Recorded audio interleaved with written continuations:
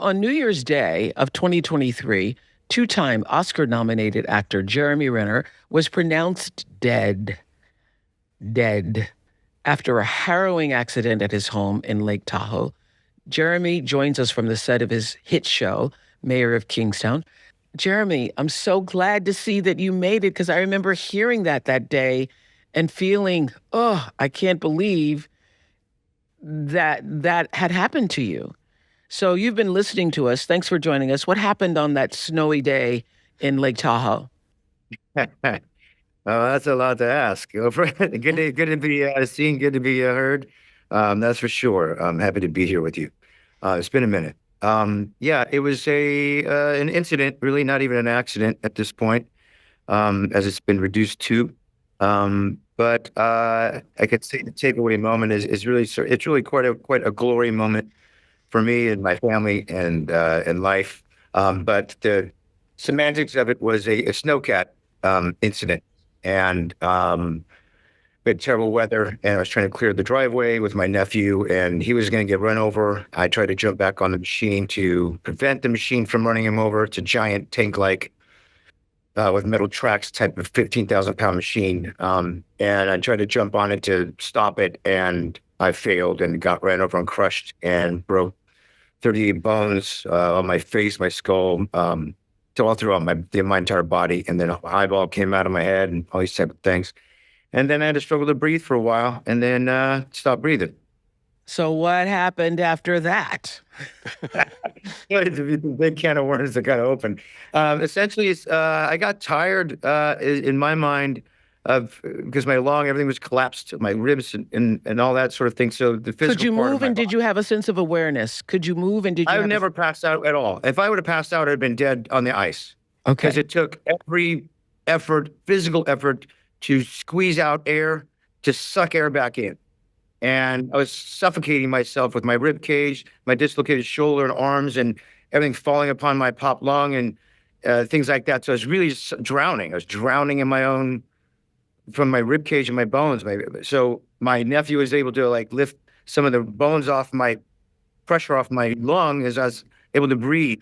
And I breathed as long as it was like doing a one-arm push-up, just to exhale, then just Yes. inhale, Yeah. exhale. So I just got tired after like probably 30 minutes. And that's when I was gone. I had my neighbors there that came to help at my aid, and it was too icy it took forever for the ambulance to get there because the road conditions were awful. And anyway, the passing for, whether it be for 10 seconds or 10 minutes, it's all still quite the same. I've never knew anything about near death, by the way. I knew nothing about it. And everything you guys are talking about, I knew, and I still, even after experiencing it and explaining some of what I felt and witnessed or was a part of, is exactly what you guys are telling me, what the stories you've heard. I mean, it's almost word for word what I said. Because I've written a book and I've said these exact same phrases. And it's my jaw is on the floor. I'm astounded to know that this is really a thing. Oh, it's a That real thing. I've been it's, talking about it for 30 years. It's a real thing. And I know now you've written a memoir called My Next Breath, perfect title, based upon what you've described. On page 75, you describe a part of your experience like this. I could see my lifetime. I could see everything all at once. It could have been for 10 seconds. It could have been for 5 minutes. It could have been forever. Who knows how long? In that death, there was no time at all, yet it was also all time and forever. What were you seeing? And more importantly, what were you feeling? it's kind of none of those things. It's just that the word is. You just are or is. It's all everything all at once, all encompassed. There is no time, place, or space. It just is. It's the most exhilarating piece. It just is. And you're there. It's just these words are so like caveman like that I'm saying, but that's just the way it is. It's not even like a conscious thought thing. It's not you're removed of the burdens of your earthly measures of like gravity and tooth decay and all these type of things, right? You're relieved of those duties of that on the spinning rock. You're out into this To me, it's a beautiful, beautiful, beautiful space. And really, really quite tragic that I had to come back into a busted body Well, we're constantly. glad you did because we I'm get like, to. oh, there's my eyeball, my twisted legs. I'm like, oh, why'd I come back? You know, um, yeah, and I don't know, it's pretty amazing. To me, it's what I would define, God to be, or it's just what it was the divinity of the collective of love in Yeah. the Did human you experience. have any spiritual beliefs before? Did you have any? Yeah, well, my dad was a theologist, so I studied all religions growing up, Yeah. but I wasn't a part of any of those religions. Yeah. I became educated to them all and the studying of them all, even Eastern philosophies. And I think they're all very fascinating and interesting. It just, for me personally, I wasn't going down any of those paths for me. I held my own sort of spirituality, but I just don't want anything to divide me from anybody else, Yeah. which sometimes religions can do. So I'm more. I just kind of hold that kind of that space under my own. But I certainly have a definition of God in all religions now. It's not some bearded man in the sky. It's not this. It's not this. It's, to me, it is this collective divinity of love. Love is the only thing that you take with you when you die. Wow. That That's so that is it. No, powerful, it Jeremy. cannot exist. It cannot exist. It rides on the coattails of love, like everything else does in life. Nothing else freaking matters outside what you love, and love unequivocally. It is in perpetuity. Does not change. Wow. Love is the only thing you take with you when The you only die. thing. The only thing. So I read in an interview where you said that this incident muted Yeah. all the white noise in your life. What does that mean? Well, it kind of comes from that because I know what I take with me and what I hold and cherish and value.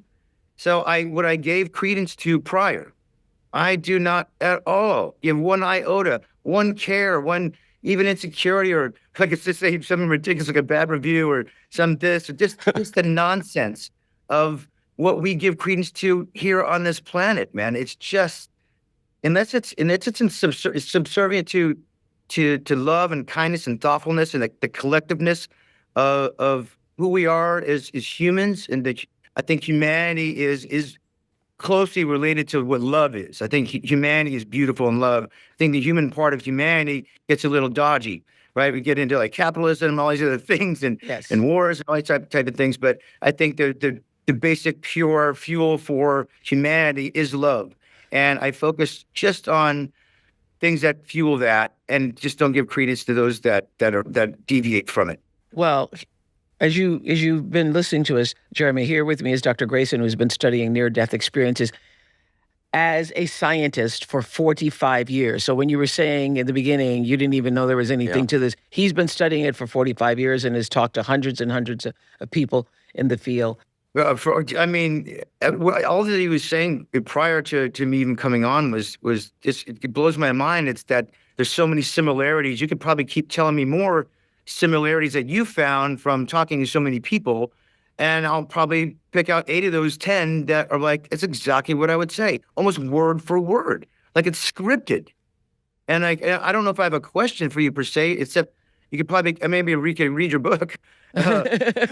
You know, to me, all it really does though, it just feels maybe even more confirmations. Yes, Oprah, and I feel like affirmation, and confirmation and affirmation. out of information is the confirmations of what I learned post the incident. I also wanted to ask you this. You were just saying that you realize what matters and what doesn't matter, and that, bad reviews or whatever. And, Yeah. I just consider how, devastating and demolishing to your physical body, eyeball is out and your ribs are all, that you were able to put yourself back together and physically speak and physically move. How has this experience affected your acting? I don't know if it's in a positive way, to be honest. It was hard to even want to go back to fiction. I have to worry about my next freaking breath. I got to worry about my next step.